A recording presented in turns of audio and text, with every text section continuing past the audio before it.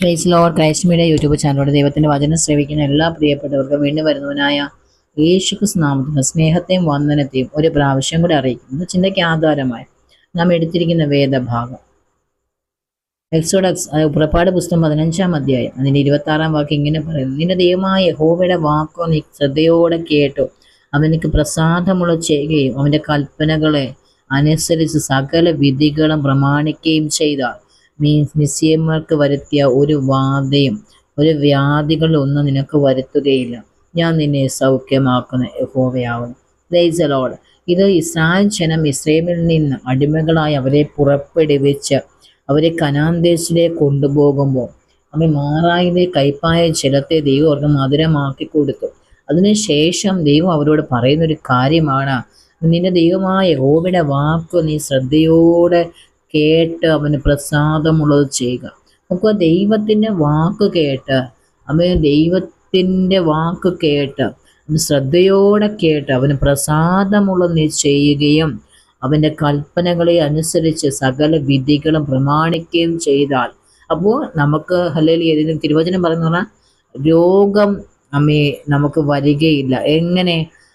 ദൈവത്തിൻ്റെ വാക്ക് കേൾക്കണം, ദൈവവചനം അനുസരിക്കണം, ദൈവത്തിന് പ്രസാദമുള്ള ചെയ്ത് ദൈവ വഴികളിൽ വിധികളെയും പ്രമാണിക്കുകയും ചെയ്താൽ മിസ്രയീമ്യർക്ക് വരുത്തിയൊരു വ്യാധികളിൽ ഒന്നും നിങ്ങൾക്ക് എന്ത് ചെയ്യാം വരുത്തുകയില്ല. ഞാൻ നിന്നെ സൗഖ്യമാക്കും യഹോവയാകും. സ്തോത്രം. ദൈവം നമ്മെ സൗഖ്യമാക്കും. ഹല്ലേലൂയ. നമുക്കറിയാം, തിരുവചനത്തിൽ നാം നോക്കുകയാണെങ്കിൽ സൗഖ്യമാക്കിയ ഒരു മനുഷ്യൻ നമുക്ക് ഹിസ്കിയാ രാജാവ് മരിക്കത്തക്ക രോഗം വന്ന ഹല്ലേലൂയ തനിക്ക് മരിച്ചു പോകുമെന്ന് ഹല്ലേലൂയ വിധി എഴുതിയ ഹല്ലേലൂയ ഒരു സാഹചര്യമുണ്ട്. എന്നാൽ ഹിസ്കിയാ രാജാവ് ദൈവസ്ഥാനം നിലവിളിച്ചുകൊണ്ട് തൻ്റെ മുഖം ചവരോട് ചേർത്ത് നിലവിളിച്ചുകൊണ്ട് പറയുന്നൊരു കാര്യമുണ്ട്: കർത്താവേ, ഞാൻ അങ്ങക്ക് വേണ്ടി ചെയ്തത്, അങ്ങയുടെ കൽപ്പനകളെ പ്രമാണിച്ചത്, അങ്ങയുടെ സന്നദ്ധി ഞാൻ ചെയ്തതൊക്കെയും അങ്ങ് ഓർത്തെന്നെ സൗഖ്യമാക്കണമേ എന്ന് ഹിസ്കിയാ രാജാവ് പ്രാർത്ഥിക്കുന്ന നമുക്ക് കാണുവാൻ കഴിയും. യെശയ്യാ പ്രവാചകനാണ് ഹിസ്കിയാ രാജാവിൻ്റെ അടുക്കൽ പോയിട്ട് പറഞ്ഞത്: ദൈവം നിന്നെ ശിക്ഷിക്കാൻ പോകണം, ഇതിന് ഭവനത്തിൻ്റെ ഗ്രഹകാര്യം നീ ക്രമത്തിലാക്കും, നീ മരിച്ചു എന്ന് പറയുമ്പോൾ ദൈവത്തിൻ്റെ സ്ഥാനം നിലവിളിക്കുന്ന ഹിസ്കിയാ രാജാവിനെ നമുക്ക് കാണുവാൻ കഴിയും. നമുക്ക് പ്രവാചകൻ പോയി ദൂതറിയിച്ചു, പക്ഷേ പ്രവാചകൻ തിരിച്ച് നടുമുറ്റത്തെത്തുമ്പോൾ ദൈവം പിന്നെയും സംസാരിക്കുന്നത് കേൾക്കുവാൻ കഴിയും. നീ പോയി പറയുക, അല്ലെങ്കിൽ നിനക്ക് നഷ്ടപ്പെട്ടു പോയ ഈ രോഗം വന്ന് നീ കിടപ്പിലായി നഷ്ടപ്പെട്ടു പോയ നിന്റെ സംവത്സരങ്ങളെ നിന്റെ ആയുസ്സിനെ ദൈവം മടക്കി നൽകുമെന്ന് പോയി പറയുക എന്ന് പറഞ്ഞപ്പോൾ ഈ പ്രവാചകൻ എന്ത് ചെയ്ത് പോയി പറയുവാൻ ഇടയായി. സ്തോത്രം ചെയ്യുന്നു. ഹല്ലേലൂയ. ശേഷം നമുക്ക് കാണുവാൻ കഴിയുന്നൊരു കാര്യമാണ്, ആഹാസിന്റെ കടികാരത്തിൽ സൂര്യഗതി എന്ത് ചെയ്തു? പിറകോട്ട് തിരിഞ്ഞു വന്ന് മുന്നോട്ട് പോയതിനെ, നഷ്ടപ്പെട്ടു പോയതിനെ എന്ത് ചെയ്തു? ദൈവം മടക്കി നൽകുവാൻ ഇടയായി. രോഗങ്ങൾ നമ്മുടെ ജീവിതത്തിൽ വന്ന ക്ലേശങ്ങൾ വന്ന് അല്ലെങ്കിൽ നാം തളർന്നു പോയെങ്കിൽ, നാം ക്ഷീണിച്ച് അല്ലെങ്കിൽ കിടപ്പിലായെങ്കിൽ, ഒന്നും ചെയ്യുവാൻ കഴിയാതെ നമ്മൾ ആയിപ്പോയെങ്കിൽ, നമ്മുടെ ആ സംവത്സരങ്ങളെ നഷ്ടമായെങ്കിൽ ദൈവം അല്ലെങ്കിൽ നഷ്ടപ്പെട്ടു പോയ സംവത്സരങ്ങളെ മടക്കി തരുന്ന ദൈവമാണ്. നമുക്ക് കാണുവാൻ കഴിയും, കർത്താവ് പറഞ്ഞ സകല രോഗങ്ങളും അകറ്റിക്കളയും. ഹല്ലേലൂയ. നീ അറിഞ്ഞിരിക്കുന്ന മിസ്രയീമിന്റെ സകല ദുർവ്യാധികൾ ഒന്നും നിന്റെ മേൽ വരുത്താതെ നിന്നെ സൂക്ഷിക്കുന്ന ദൈവം, എന്നിട്ട് നിന്നെ ദേഷിക്കുന്നവർക്ക് കൊടുക്കുമെന്ന് പറഞ്ഞത് നമുക്കറിയാം. നമ്മൾ തിരുവചനം വായിക്കുമ്പോൾ 10 ബാധകളെ കുറിച്ച് പുറപ്പാട് പുസ്തകത്തിൽ പറയുന്നുണ്ട്. 10 ബാധകൾ എന്ന് പറഞ്ഞു കഴിഞ്ഞാൽ ഇസ്രായേൽ ജനത്തെ പുറത്ത് കൊണ്ടുവരാൻ മോശ എന്ന് പറയുന്ന ഫറവോനോട് പറയുകയാണ്, എൻ്റെ ജനത്തെ ആരാധനയ്ക്ക് വേണ്ടി വിട്ടയക്കണമെന്ന് പറയുമ്പോൾ മോശയോട് ഫറവോൻ പറയുന്നത് വിട്ടയക്കത്തില്ലെന്നൊരു മറുപടിയാണ്. എന്ന് വെച്ചാൽ ഞാൻ വിട്ടയക്കത്തില്ല. അവനോട് പറയും തോറും അവൻ്റെ ഹൃദയം കഠിനപ്പെട്ടു പോയി. എന്നാൽ ഈ 10 ബാധകളിൽ 9 ബാധകളും മനുഷ്യനാൽ വന്നതാണ്, മോശയിലൂടെ പ്രവർത്തിച്ചത്. ഈ ബാധകളും, അതായത് അതിൽ ഓരോ ബാധകളുടെ പുറകിലും ആ മിസ്രൈം ദേശത്തെ ഓരോ ദേവന്മാരുടെയും ആമേന്റെ പേരിലാണ് അറിയപ്പെടുന്നത്. അപ്പൊ ആ ഒരു കൽമനയാണെങ്കിലും തേനീച്ചയാണെങ്കിലും എന്താ പറയുന്നത് വെട്ടിലാണെങ്കിലും ഒക്കെയും ആ മിസ്രൈം ദേശത്ത് ഓരോ വരുത്തിയ ബാധകളെല്ലാം അതിൻ്റെ പുറകിൽ എന്ത് ചെയ്യാതെ അവിടെ ദേവന്മാരുടെ നാമമുള്ളതാണ്. അപ്പൊ അവിടെ വന്ന ബാധകളെല്ലാം എന്ത് ചെയ്യുക, ചോര രക്തം വെള്ളം രക്തമായതുമൊക്കെ എന്ത് ചെയ്യുക, അവിടെ ആ ഓരോ അവര് സേവിക്കുന്ന ആ ദേവന്മാരുടെ നാമത്തിലുള്ള എന്ത് ചെയ്യുക ആ ഓരോ കാര്യങ്ങളാണ് അതിന്റെ അടിസ്ഥാനം എന്ന് പറയുന്നത് എന്ത് ചെയ്യുക, എന്ത് പറയുന്നത് അവരുടെ ദേവന്മാരുടെ നാമത്തിലുള്ളതാണ്. അപ്പൊ ഇതെല്ലാം എന്ത് ചെയ്യുക അവിടെ ചെയ്തു അല്ലെ. പക്ഷെ എന്നാൽ എന്ത് ചെയ്യുക, മിസ്രൈമിൽ സംഹാരകർ ഇറങ്ങി, മരണമെന്ന് പറയുന്നത് ശത്രുവിനെ നിഗ്രഹിക്കുകയാണ്. നമുക്ക് ഇസ്രായേൽ ജനത്തെ വിട്ടയക്കാതെ മനുഷ്യനാൽ അവിടെ പ്രവർത്തിച്ചപ്പോൾ എന്ത് ചെയ്യാം, പക്ഷേ ഫറവോന്റെ ഹൃദയം കരിങ്കല്ലായി മാറി, വിട്ടയക്കാൻ തയ്യാറായില്ല. ഇസ്രായേൽ ജനം മുഖാന്തരമാണ് എന്ത് ചെയ്യുക മിസ്രൈം ദേശത്ത് അത്രത്തോളം നാശമുണ്ടായത്.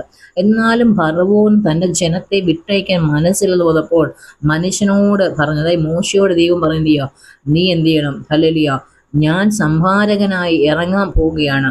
നീ എന്ത് ചെയ്യണം, ഇസ്രായേൽ ജനത്തെ സുരക്ഷിതമായിരിക്കണം. എന്തിങ്ങനെ ഒരു കുഞ്ഞാടിനെ അറക്കണം, എന്നിട്ട് അവന്റെ രക്തം എന്ത് ചെയ്യുക, കട്ടളം പാലും കുറുടി മേലും തളിക്കണം. Hallelujah, hallelujah. കാൽവറി ക്രൂശിൽ യേശുക്രിസ്തുവിന്റെ രക്തത്താൽ നാം ഒക്കെ വീണ്ടെടുക്കപ്പെട്ട അതേ രക്തത്തിന്റെ നിഴലാണ് അവിടെ കുഞ്ഞാടിന്റെ രക്തം കാണിക്കുന്നത്. ആ കുഞ്ഞാടിന്റെ രക്തം അല്ലെ കട്ടളമേലും കുറുടി മേലും പുരട്ടിയപ്പോൾ ആ രക്ത അടയാള ഉടമ്പടിയുള്ള അതിന്റെ അടയാളമുള്ള ആ ഭവനങ്ങൾ എന്ത് ചെയ്തില്ല, സംഹാരകൻ തൊട്ടില്ല എന്ന് പറഞ്ഞാൽ ദൈവം അവർക്ക് മനസ്സിലായത് അതിന്റെ മുകളിൽ വരെ നീ എൻ്റെ വാക്ക് ശ്രദ്ധയോടെ കേട്ട് അവന് പ്രസാദമുള്ളൊക്കെയും ചെയ്യുകയും എൻ്റെ കൽപ്പനകളെയും വിധികളെയും പ്രമാണിക്കുകയും ചെയ്തു. അതൊക്കെ വിധിക്കുകയും പ്രമാണിക്കുകയും ദൈവം അള്ളി ചെയ്തത് മോശ തന്റെ ജനത്തോട് പറഞ്ഞ് ചെയ്തപ്പോൾ എന്ത് ചെയ്തില്ല, മിസ്രൈമികൾ വരുത്തിയ വ്യാധികളൊന്നും എന്ത് ചെയ്യുക വരുന്നു. സംഹാരകനാണ് 10ാമത്തെ കടിഞ്ഞൂൽ സംഹാരം.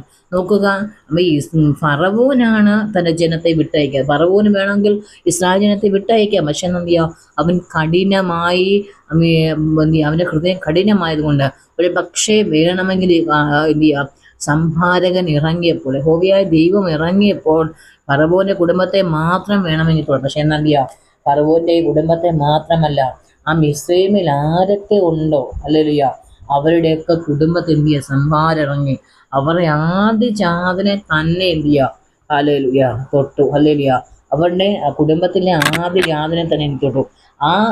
പിന്നെ എന്ത് ചെയ്യുക, ഈ മിസ്രൈം ദേശത്ത് കണ്ണുനീരും ഹല്ലേലൂയ ഉറച്ച നിലവിളിയുമായി. ഹല്ലേലൂയ, പ്രിയപ്പെട്ടവരെ, ദൈവവചനം അനുസരിക്കുന്ന, ദൈവത്തിന്റെ ശബ്ദം കേട്ട് അതിനൊപ്പം സഞ്ചരിക്കുന്ന ഒരു ദൈവഭയം നേരെ ശത്രു ദോഷം പ്രവർത്തിച്ചാലും ആരാണോ ആ ദോഷം പ്രവർത്തിക്കുന്നത് അവന്റെ കുടുംബത്തെ സന്ദർശിക്കുന്ന ദൈവമാണ് നമ്മുടെ കർത്താവ്. അല്ലേ, നമുക്കൊരു ദോഷവും ദൈവം വരുത്തുകയില്ല. അത് പറഞ്ഞ് നിന്റെ അകൃത്യമൊക്കെയും ഞാൻ മോചിക്കും, നിന്റെ സകല രോഗങ്ങളെ സൗഖ്യമാക്കുന്ന ദൈവമാണ്. അല്ലെ, ദൈവവചനം പറയുന്നത് നിന്റെ അപ്പത്തെയും വെള്ളത്തെയും ഞാൻ അനുഗ്രഹിക്കും, ഞാൻ രോഗങ്ങളെ നിങ്ങളുടെ നടുവിൽ നീക്കിക്കളയും. അല്ല, നമ്മുടെ കർത്താവ് രോഗങ്ങളെ നമ്മുടെ നടുവിൽ നമ്മുടെ ജീവിതം നീക്കിക്കളയുന്ന കർത്താവാണ്. അല്ലെങ്കിൽ മനം തകർന്നവരെ സൗഖ്യമാക്കുകയും മുറിവുകളെ കെട്ടുകയും ചെയ്യുന്ന കർത്താവാണ്. ദൈവത്തിന്റെ വലിയ പ്രവൃത്തി. എന്നാൽ ആവർത്തന പുസ്തകം നാം വായിക്കുമ്പോൾ അവിടെ രോഗത്തെക്കുറിച്ച്, പരുക്കളെക്കുറിച്ച്, മൂലവ്യാധിയെക്കുറിച്ച്, ചൊറി, ചിരങ്ങ് എന്നിവ ഈ ഇസ്രായേൽ ജനത്തെ ബാധിക്കും ഇത് സൗഖ്യമാകുകയില്ലെന്ന് പറയുന്നുണ്ട്. ചില രോഗങ്ങൾ സൗഖ്യമാകാതിരിക്കുന്നെങ്കിൽ നാം മാറി ചിന്തിക്കുന്നുണ്ട്. നീ പേടിക്കുന്ന മിസ്രൈമിലെ വ്യാധിയൊക്കെയും അവൻ നിന്റെ മേൽ വരുത്തും, അവൻ നിന്നെ പറ്റിപ്പിടിക്കുമെന്ന് പറയുന്നുണ്ട്. ഹല്ലേലൂയ. നോക്കുക, ദൈവത്തിന്റെ കൽപ്പനകളെ പ്രമാണിക്കുന്നവർക്ക് ഇത് പറയും. ദൈവത്തിന്റെ പ്രമാണങ്ങളെ ചട്ടങ്ങളും ആചരിച്ച ദൈവം നിങ്ങളെ സൗഖ്യമാക്കുന്ന യഹോവയാണ്. യഹോവ രോഗത്തിൽ നിങ്ങളുടെ എന്ത് ചെയ്യാം, രോഗശൈലി താങ്ങും. ദീനത്തിൽ നിന്റെ കിടക്കയെ എല്ലാം മാറ്റിവരും. കാരണം ഇനിയും കിടക്കുവാൻ രോഗത്തിൽ അങ്ങനെ തന്നെ ഇരിപ്പാൻ ദൈവം എന്ത് ചെയ്യുക സമ്മതിക്കത്തില്ല. ഹല്ലേലൂയ. ദൈവം എന്ത് ചെയ്യുക സൗഖ്യം. യോബിന്റെ ജീവിതത്തിൽ രോഗം വന്നു. എന്നാൽ എന്ത് ചെയ്യുക, തൻ്റെ ജീവിതത്തിൽ പരുക്കളാൽ നിറഞ്ഞ ഉച്ച തൊട്ട് ഉള്ളങ്കാല് വരെ പരുക്കളാൽ നിറഞ്ഞു. എന്നാലും ദൈവത്തെ തള്ളിപ്പറയാതെ ദൈവത്തിൻ്റെ സന്നിധിയോട് ചേർന്നിരുന്നപ്പോൾ ഹല്ലേലൂയ ആമേൻ ഹല്ലേലൂയ യോബിനെ വിടുവിച്ചൊരു ദൈവത്തെക്കുറിച്ച് നമുക്ക് കാണുവാൻ കഴിയും. ഹല്ലേലൂയ ദൈവത്തിൻ്റെ പ്രവൃത്തികൾ അങ്ങനെയാണ്. ഹല്ലേലൂയ രോഗശാന്തിയും ആരോഗ്യം വരുത്തി നമുക്ക് സൗഖ്യമാക്കുകയും സമാധാനത്തിൻ്റെയും സത്യത്തിൻ്റെ സമർത്ഥ നമുക്ക് വെളിപ്പെടുത്തുകയും ചെയ്യുന്ന ദൈവമാണ് നമ്മുടെ കർത്താവ്. അതുകൊണ്ട് നമുക്കറിയാം പുതിയ നിയമത്തിലേക്ക് നാം വരുമ്പോൾ യേശു ക്രിസ്തു ഈ 3-4 സുവിശേഷങ്ങൾ നാം വായിക്കുമ്പോൾ കർത്താവിൻ്റെ വലിയ പ്രവൃത്തികളാണ് ദൈവം ഇവിടെ ചെയ്ത് രോഗികളെ സൗഖ്യമാക്കി. ഹല്ലേലൂയ മുറിവുകളുള്ളവരെ മുറിവ് കെട്ടി അവിടെ കർത്താവ് സമാധാന ദൈവമായി അവർക്ക് രോഗശാന്തി കൊടുത്തു, അവർക്ക് സൗഖ്യം കൊടുത്തു, അവർക്ക് സമാധാനം കൊടുത്തു, അവർക്ക് കണ്ണുനീരെ തുടച്ചു.